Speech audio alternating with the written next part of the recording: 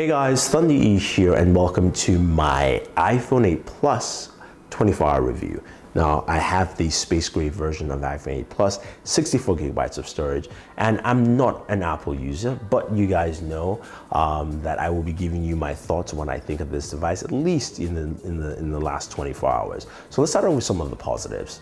4K 60 frames per second, absolutely fantastic. Apple did a fantastic job with that. It handles pretty well.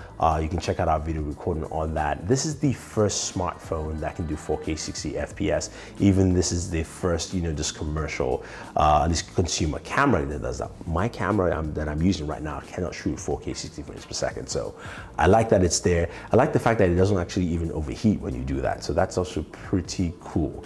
Now the camera itself also does a fantastic job in taking photos in terms of daylight as well as also low light conditions. Now some will say this is the best camera. I say hold up, it's very good. I like what I see.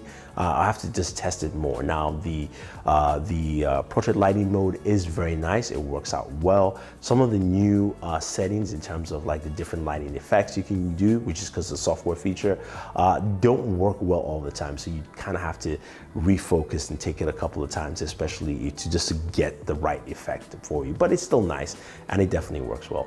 I do like all the lifestyle features, the fact that they've added now wireless charging, which is great. Finally, I can charge my iPhone wirelessly, as well as also fast charging on this device.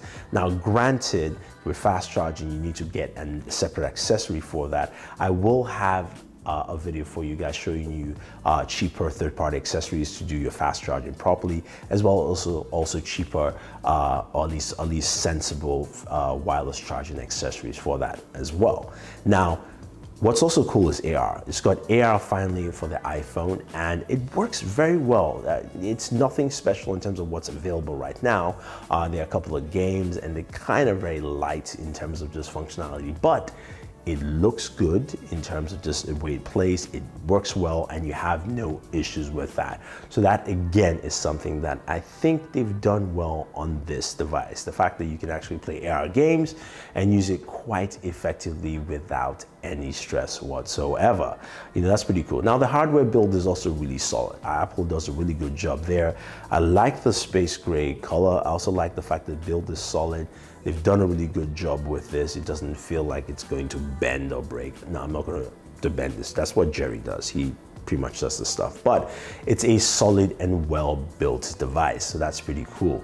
Now, starting with some of the negatives. Now you've got 64 gigabytes of storage on here, which is great.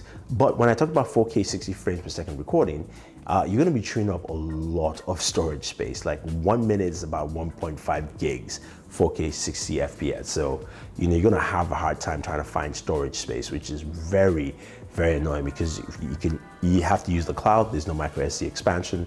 I would suggest using something like the Kingston Data Travel Bolt, which allows you to go ahead and plug it in via Lightning. There's USB on the other side. It's small, you can throw it in your pocket.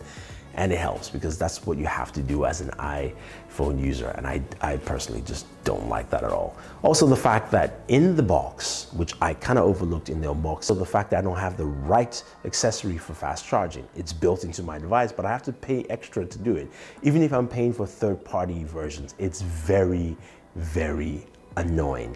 That I do not like, and that's something I don't like at all. Now, the final thing I also don't like is the fact that yes, you're paying about $700 for the iPhone 8 Plus. It still has a 1080p display. Let's just get it straight.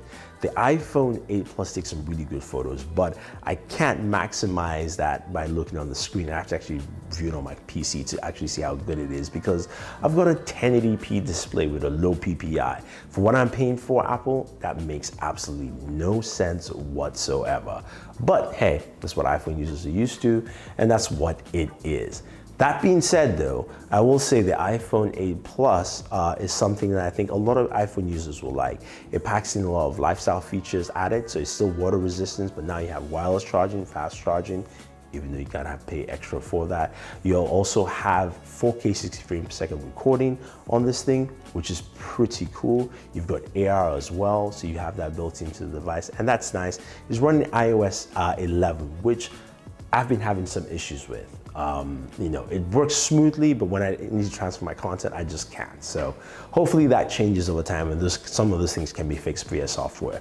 But if you have any questions or any comments, or you already have your iPhone 8 Plus, let me know what you think. How's it working for you? Do you like it? Are you having issues? Do you like all the new features? Leave them down below. Leave those thoughts. We'd love to hear from you. Otherwise, guys, don't forget to like and share this video. Definitely favorite this video and subscribe to the channel. Once you do, hit the notification icon to get notified with our latest videos. This is Thunder E saying thank you and always enjoy your entertainment. Bye.